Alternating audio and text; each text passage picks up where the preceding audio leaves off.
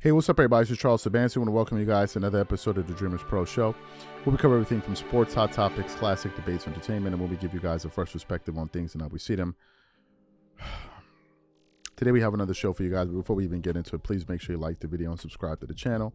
Again, if you want today's full show before it comes out, it's streaming for free on Apple Podcasts and Spotify. We have that pinned in the comment section below if you want it before it comes out on YouTube. Anyway, I don't even know what to say about this damn thing. Do y'all realize that I have people on the internet, on Instagram and places like this actually consoling me for this damn Clippers team? A team that I had so many high expectations for coming into this season that have totally ruined their season thus far. Totally ruined. Totally did a trade that was absolutely unnecessary. And I know a lot of people out there having a laugh at me right now watching the Clippers fumble and tumble. And you know what? I can't be mad at y'all. Go ahead and laugh it away because it's turned into a joke. It is absolutely turned into a joke. Y'all know how I feel about James Harden. I never thought he was that dude. I never did. But as you guys know, the Clippers lost another game yet again. And they were speaking to the press. I didn't even bother to hear what Kawhi Leonard had to say. I didn't want to hear that nonsense. I didn't listen to what the other guys said. But then I came across a clip that was being played by TNT that features some comments that James Harden had to make that I just could not believe I could not believe the words that came out of James Harden's mouth when he uttered this. But before we even get into James Harden's comments, this video is brought to you by a sponsor, Factor Meals. If you're like me or anybody that works at Dreamers Pro, chances are you're a very, very busy person, especially during the lunchtime when you don't have time to go to the grocery store, pick out fresh ingredients, and come back home and cook healthy, delicious meals. Sometimes we're so busy that you just end up finding yourself making a ham sandwich or something like that, which isn't really ideal. And this is the reason why we are excited to be partnering with Factor Meals. Factor Meals is America's #1 ready-to-eat meal kit. You can choose from up to 35 gourmet meals. Every meal is packed with premium ingredients, crafted by Factor Meals' team of culinary experts and designed by dietitians to ensure that every meal is packed with premium science-backed nutritional quality.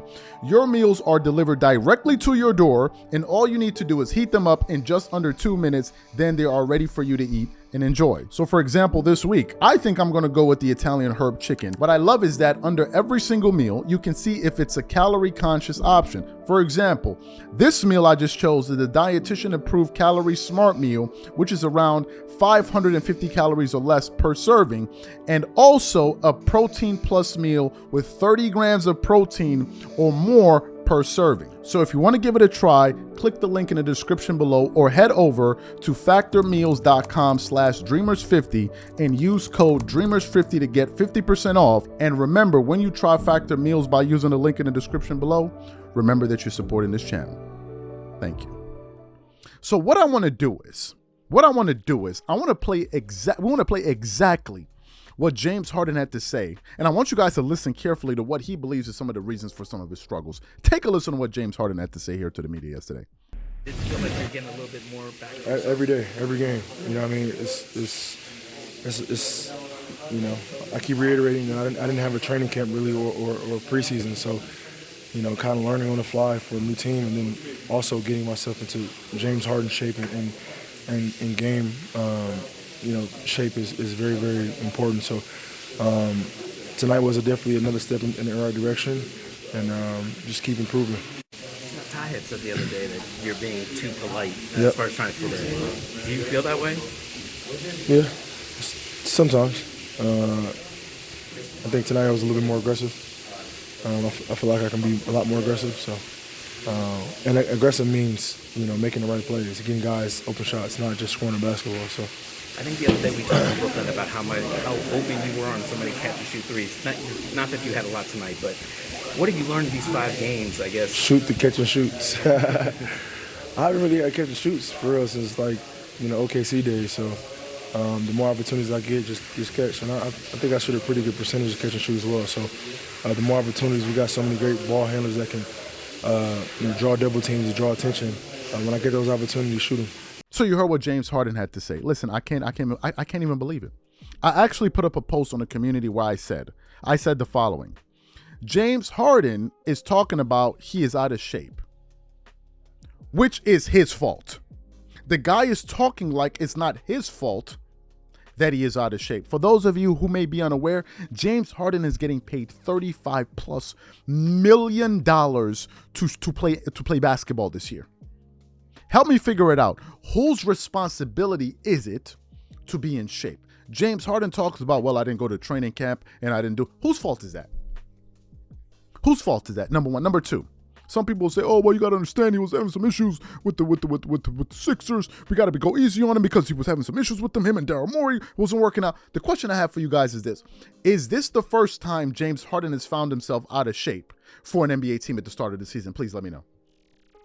Is this the first time? What did James Harden do when he decided he no longer wanted to be with the Houston Rockets? What did he do? What were the memes that were going around?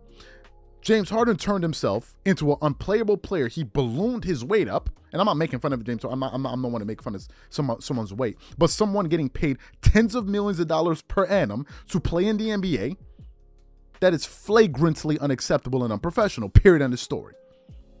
So James Harden misses training camp for his doing because he decided he no longer wanted to be in Philly. And oh, by the way, Philadelphia, I believe, is now what, 7-1 or 6-1 since his departure, and the Clippers have not won a single game since he arrived. We're talking about this James Harden.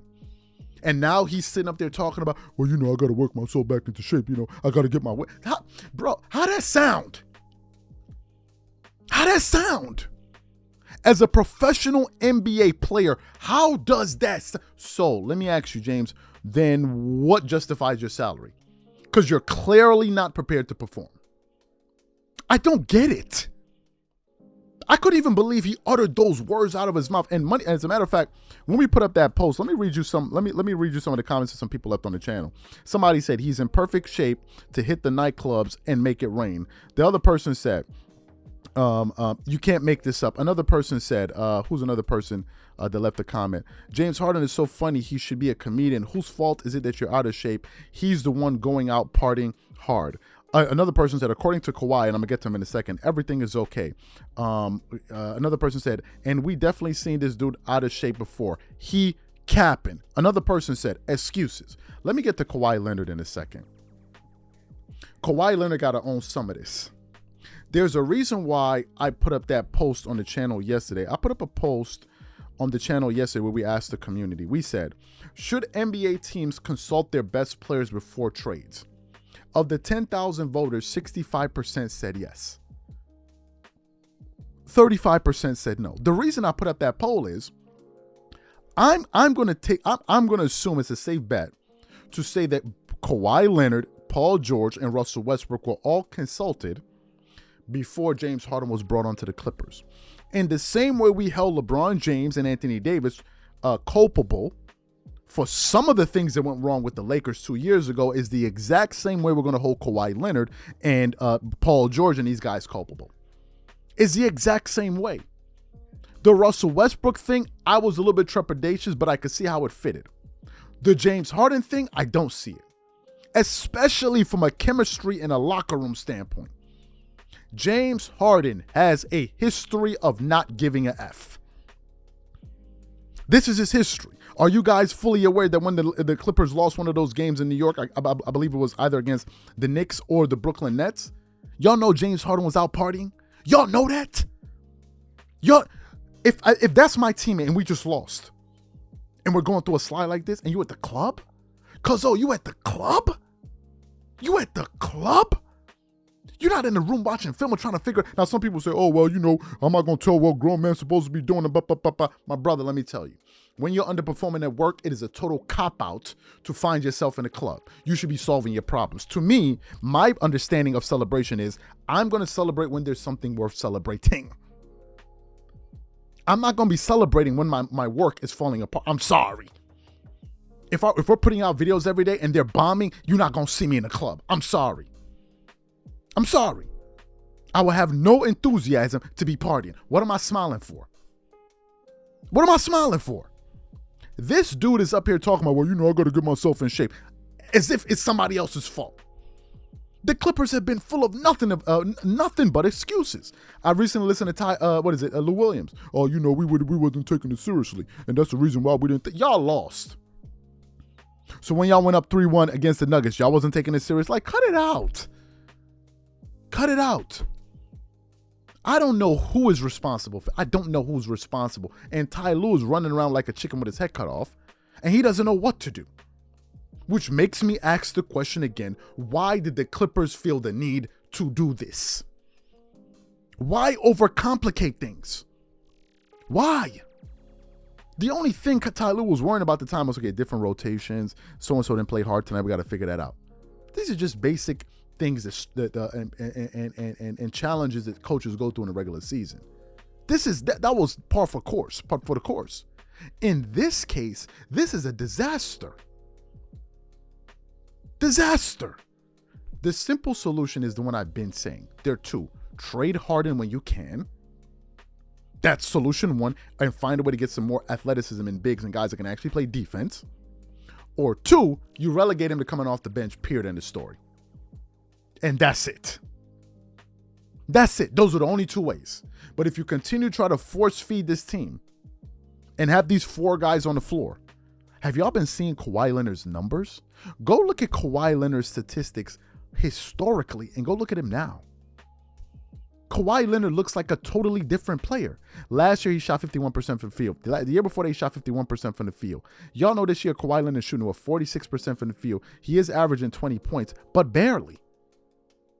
But barely. Why the Clippers would turn their star player and turn their offense into an equal opportunity offense when the players aren't equal is beyond me. I don't get it. But anyway, y'all, I'm not going to stop ranting about this team until they do something. The Clippers deserve every single bit of smoke that's coming in their direction because they did this to themselves. Someone brought up the thing about Jerry West. I'm not sure if Jerry West would have consulted the Clippers. I don't know who came up with this idea. But if this thing doesn't work, people need to get fired.